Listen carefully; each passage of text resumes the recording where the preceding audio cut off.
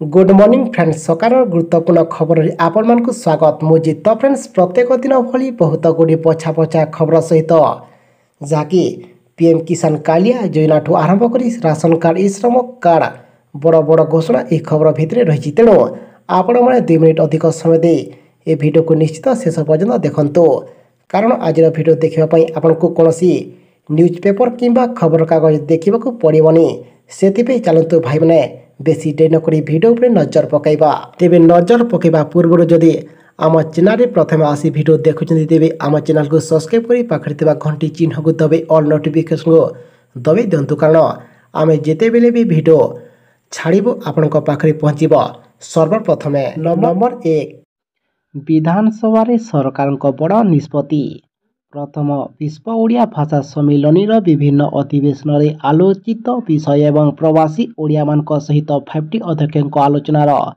आधार में निम्नोक्त निष्पत्ति ग्रहण कर निष्पत्ति को माननीय मुख्यमंत्री 5टी उपदेश अधीन स्वच्छ एवं समन्वय क्रमे वृद्धि भाव कार्यकारी ओडिया भाषा रे अंतर्जातीय एवं जातीय स्तर में गवेषणा निमंते 10 कोटी टंका अनुदान एक कर्मस पांठी गठन करा एवं राज्य सरकार प्रथम पर्याय 1500 हाईस्कल रे स्वतंत्र भाव ओडिया शिक्षक नियुक्ति देवे एवं यह परवर्ती पर्याय निर्दिष्ट समय सीमा मध्य समस्त हाईस्कल यही कार्यक्रम रे अंतर्भुक्त हेबे। परवर्ती खबर पुणी आज नवीन नेले बड़ निष्पत्ति राज्य सामयिक सुरक्षा व्यवस्था मधुबाबू पेंशन योजना रे सामिल हेबाकु चाहुतबा व्यक्ति खुशी खबर मुख्यमंत्री नवीन पट्टनायक मधुबाबू पेंशन योजनार आउ 4 लाख लोकों को सामिल प्रस्ताव को अनुमोदन कर फल राज्य में समुदाय मधुबाबू पेंशन हिताधिकारी संख्या 32.75 लाख वृद्धि पाई 36.75 लाख पहुंची जहाँकि समस्त ओडिशावासी पुणी एक खुशी खबर। परवर्ती खबर आसला पुणी समस्त विदेशी यात्री पुणी एक खुशी खबर पर्यटन को प्रोत्साहित करने एक विश्वस्तरीय जोगाजोग को बढ़ावा उद्देश्य रे ईरान चलित वर्ष फेब्रुआरी 4 तारिख भारतीय नागरिकों को भिसा मुक्त प्रवेश सुविधा प्रदान करने को घोषणा करिछि। सारा विश्वर अधिक पर्यटकों को आकृष्ट करने ईरान व्यापक रणनीति एक अंश विशेष भाव एक पदक्षेप नि अन्य 27 देश घोषणा करा जायछि। परवर्ती खबर 50 कोटी लोकों आसिब खुशी खबर कहले मोदी लोकसभा निर्वाचन पूर्व केंद्र प्रधानमंत्री मोदी सरकार एक बड़ निष्पत्ति नहीं पारती बोली चर्चा होउछि। यह निष्पत्ति सर्वनिम्न मजूरी संबंध में देशर सर्वनिम्न मजूरी कौन हेब ताहा उपरे सरकार स्थिर करिवे। थरे सर्वनिम्न मजूरी स्थिर हो गले कौन कार्य कौन व्यक्ति को ताठारो कम दरमा दिया नहीं। वर्तमान सर्वनिम्न मजूरी 6 वर्ष पर वृद्धि पाइब बोली आशा करा जाउछि। परवर्ती खबर पुणी आसिला चाउल दर को नहीं पुणी एक बड़ खबर केंद्र खाउटी व्यापार खाद्य साधारण बंटन बयन वाणिज्य एवं शिल्प मंत्री पीयूष गोयल भारत ब्रांड चाउल बिक्री को शुभारंभ करिसेंती। नवा दिल्ली ठारे आयोजित एक कार्यक्रम में 100 मोबाइल भ्यान सरकारी चाउल विक्रय व्यवस्था शुभारंभ करा जायछि। भारत ब्रांड यह चाउल केजी पिछा मूल्य 29 टंका धार्य करा जायछि।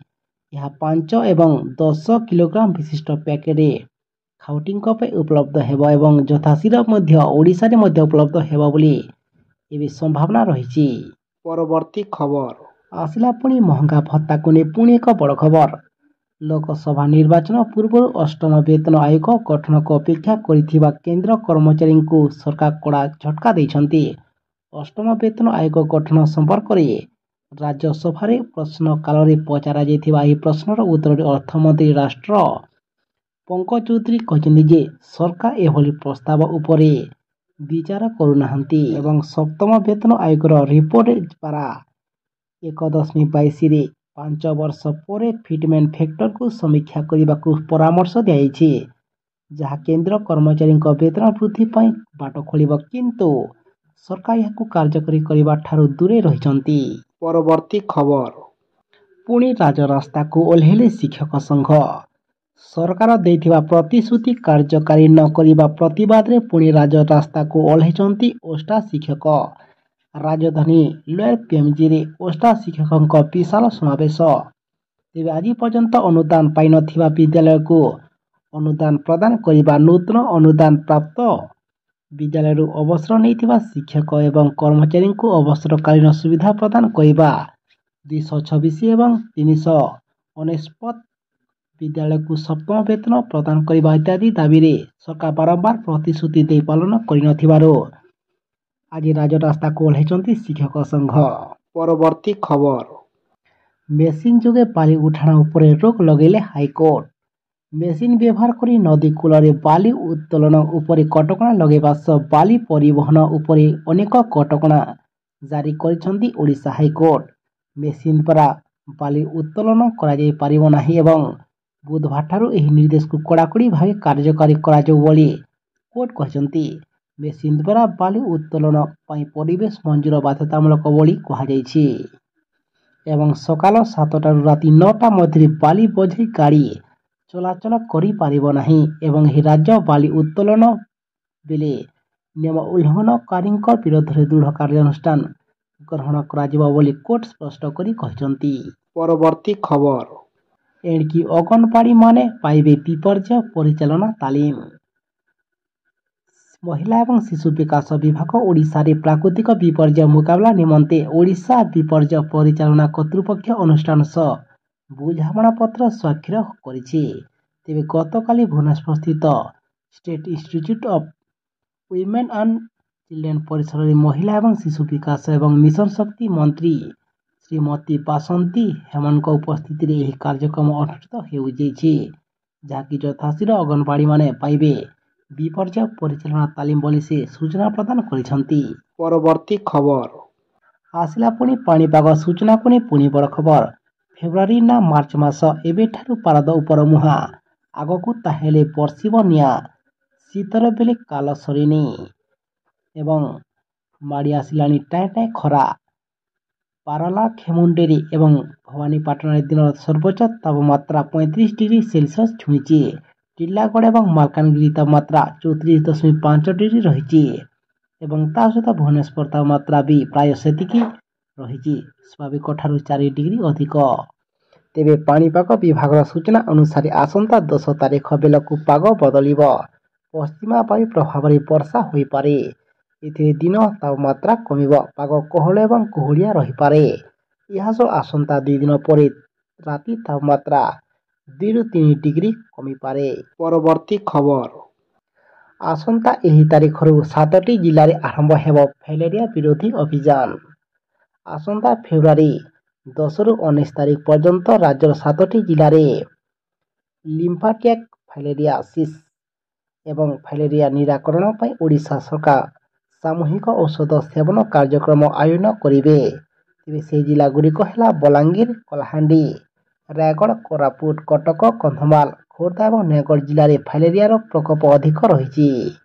ସ୍ୱାସ୍ଥ୍ୟ ଏବଂ ପରିବାର କଲ୍ୟାଣ ବିଭାଗ ପକ୍ଷରୁ ଗ୍ଲୋବାଲ ହେଲ୍ଥ ଷ୍ଟ୍ରାଟେଜି ସହଯୋଗରେ ସାମୂହିକ ଔଷଧ ସେବନ କାର୍ଯ୍ୟକ୍ରମ ପାଇଁ ସଚେତନତା ସୃଷ୍ଟି ଏବଂ ଜନମତ ସଂଗ୍ରହ ପାଇଁ ମଙ୍ଗଳବାର ଭୁବନେଶ୍ୱରରେ ଏକ ରାଜ୍ୟସ୍ତରୀୟ ଗଣମାଧ୍ୟମ ସଚେତନତା କର୍ମଶାଳା ଅନୁଷ୍ଠିତ ହୋଇଯାଇଛି।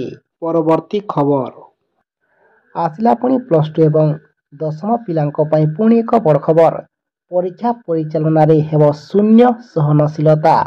ମାଟ୍ରିକ ଏବଂ +2 ପରୀକ୍ଷା ପରିଚାଳନାର ସମୀକ୍ଷା କରିଛନ୍ତି ମୁଖ୍ୟ ଶାସନ ସଚିବ ପ୍ରଦୀପ ଜେନା। ଲୋକସେବା ଭବନରେ ଆୟୋଜିତ ଆଭାସୀ ବୈଠକରେ ସବୁ ଜିଲ୍ଲାର ଜିଲ୍ଲାପାଳ ଏବଂ ଏସିପିଙ୍କ ସହ ସମୀକ୍ଷା କରିଛନ୍ତି। ପରୀକ୍ଷା ପରିଚାଳନାକୁ ସାମାନ୍ୟ ତ୍ରୁଟିକୁ ବରଦାସ୍ତ କରାଯିବ ନାହିଁ ଏବଂ ଜିରୋ ଟଲେରାନ୍ସ ଭାବରେ ସର୍ବାଧିକ ଗୁରୁତ୍ୱ ଦେବାକୁ ପରାମର୍ଶ ଦିଆଯାଇଛି। ବୈଠକରେ ପ୍ରଶ୍ନପତ୍ର ନୋଡାଲ ସେଣ୍ଟରରେ କଡ଼ା ସୁରକ୍ଷାର ଯତ୍ନରେ ରଖିବାକୁ କୁହାଯାଇଛି। ପରୀକ୍ଷା ସେଣ୍ଟରରେ ନିୟୋଜିତ ପର୍ଯ୍ୟବେକ୍ଷକ କିମ୍ବା ପର୍ଯ୍ୟବେକ୍ଷକଙ୍କ ଉପସ୍ଥିତିରେ ସୁପରିଟେଣ୍ଡେଣ୍ଟମାନେ ପ୍ରଶ୍ନପତ୍ର ଗ୍ରହଣ କରିବେ। ପରୀକ୍ଷାଠାରୁ ମୂଲ୍ୟାଙ୍କନ ଯାଏଁ ସବୁ କାର୍ଯ୍ୟ ନିର୍ଭୁଲ ଭାବରେ ପରିଚାଳନା କରାଯିବ। ପରବର୍ତ୍ତୀ ଖବର, ଆସିଲା ପୁଣି ପିଏମ୍ କିଷାନ ଯୋଜନାକୁ ନେଇ ପୁଣି ବଡ଼ ଖବର। ବର୍ତ୍ତମାନ ସମାଜର ପ୍ରାୟ ସମସ୍ତ ବର୍ଗଙ୍କ ପାଇଁ ମୋଦି ସରକାର ବିଭିନ୍ନ ପ୍ରକାରର ଯୋଜନା ଆରମ୍ଭ କରିଛନ୍ତି, ଯାହାଦ୍ୱାରା ଲୋକଙ୍କୁ ଆର୍ଥିକ ସହାୟତା ଯୋଗାଇ ଦେଇପାରିବ। ଗ୍ରାମାଞ୍ଚଳ ପାଇଁ ମଧ୍ୟ ସରକାର ଅନେକ ପ୍ରକାରର ଯୋଜନା ଚଳାଇଛନ୍ତି। ବିଶେଷ କରି ପ୍ରଧାନମନ୍ତ୍ରୀ କୃଷକମାନଙ୍କ ପାଇଁ ଫସଲ ବୀମା ଯୋଜନା, ପ୍ରଧାନମନ୍ତ୍ରୀ କିଷାନ ଯୋଜନା, କିଷାନ କ୍ରେଡିଟ୍ କାର୍ଡ, ପ୍ରଧାନମନ୍ତ୍ରୀ କୃଷି ସିଞ୍ଚାଇ ଯୋଜନା ଏବଂ ପ୍ରଧାନମନ୍ତ୍ରୀ କିଷାନ ଯୋଜନା ପରି ଅନେକ ଯୋଜନା ସରକାରଙ୍କ ଦ୍ୱାରା ଚାଲୁଛି। ତେବେ ପିଏମ୍ କିଷାନ ଯୋଜନା ବିଷୟରେ କହିବାକୁ ଗଲେ ଭାରତର 11 କୋଟି କୃଷକ ଏହାର ଲାଭ ନେଉଛନ୍ତି ଏବଂ ପ୍ରଧାନମନ୍ତ୍ରୀ କିଷାନ ଯୋଜନା ପାଇଁ ଯୋଗ୍ୟ କୃଷକମାନେ ବାର୍ଷିକ 6,000 ଟଙ୍କା ସେମାନଙ୍କୁ ମିଳୁଛି ଏବଂ ଏଥିରେ ଅଲରେଡି 15ତମ କିସ୍ତି ଟଙ୍କା ମିଳିସାରିଛି। ଯଦି ଆପଣ ଇକେୱାଇସି କରିନାହାନ୍ତି ତେବେ ଆପଣ ପରବର୍ତ୍ତୀ କିସ୍ତି ଟଙ୍କା ପାଇବେ ନାହିଁ, କାରଣ ଏହି ଯୋଜନାରେ ଲାଭ ପାଇବା ପାଇଁ ଇକେୱାଇସି ବାଧ୍ୟତାମୂଳକ ବୋଲି ସରକାର ବହୁ ପୂର୍ବରୁ କହିଥିଲେ। ତେଣୁ ଏହି କାର୍ଯ୍ୟକୁ ଯଥାଶୀଘ୍ର ସମାପ୍ତ କରିବା ପାଇଁ ସମସ୍ତଙ୍କ ପାଇଁ ଜରୁରୀ ଅଟେ। ପରବର୍ତ୍ତୀ ଖବର ପୁଣି ଆସିଲା କାଳିଆ ଲାଭାର୍ଥୀଙ୍କ ପାଇଁ ପୁଣି ଏକ ଖୁସି ଖବର। ଏବେ ବି ଆସିଲା ପୁଣି ସମସ୍ତ କାଳିଆ ଯୋଜନାର ସମସ୍ତ ଲାଭାର୍ଥୀଙ୍କ ପାଇଁ ପୁଣି ଖୁସି ଖବର। ପୁଣି ଯଥାଶୀଘ୍ର ଏହି ଯୋଜନା ମାଧ୍ୟମରେ ପରବର୍ତ୍ତୀ କିସ୍ତି କିମ୍ବା ସମସ୍ତ ଯୋଗ୍ୟ ଚାଷୀଙ୍କ ଖାତାକୁ ଆସିବାକୁ ଯାଉଛି ବୋଲି ବିଶେଷ ସୂତ୍ରରୁ ଜଣାପଡ଼ିଛି। କାହିଁକି ନା ସରକାର ଯଥାଶୀଘ୍ର ନିର୍ବାଚନକୁ ଦୃଷ୍ଟିରେ ରଖି ଏଥିରେ ସରକାର ଟଙ୍କା ଦେବାଟା ଏବେ ଯୋଜନା ରହିଛି। ସେଥିପାଇଁ ଆମେ ଆପଣଙ୍କୁ ରିକ୍ୱେଷ୍ଟ କରୁଛୁ କି ଆପଣମାନେ ଯଦି ଏପର୍ଯ୍ୟନ୍ତ ଆପଣଙ୍କ ଡକୁମେଣ୍ଟକୁ ଭୁଲଭାଲ ଅଛି ତେବେ ଆପଣମାନେ ଏଥିରେ ସଂଶୋଧନ କରି ରଖିଥାନ୍ତୁ ଏବଂ ଆମ ସହ ଆପଣମାନେ ସଦା ସର୍ବଦା ଯୋଡ଼ି ହୋଇ ରହିଥାନ୍ତୁ। କାହିଁକି ନା ଯେଉଁଦିନ ସରକାର ଟଙ୍କା ଦେବାଟା ଘୋଷଣା କରିବେ ଆମେ ଆପଣଙ୍କୁ ଆଉ ଗୋଟେ ଭିଡ଼ିଓ ମାଧ୍ୟମରେ ଆମ ଚ୍ୟାନେଲ ମାଧ୍ୟମରେ ଆମେ ଆପଣଙ୍କୁ ଜଣାଇଦେବୁ। ତାକୁ ଦେଖି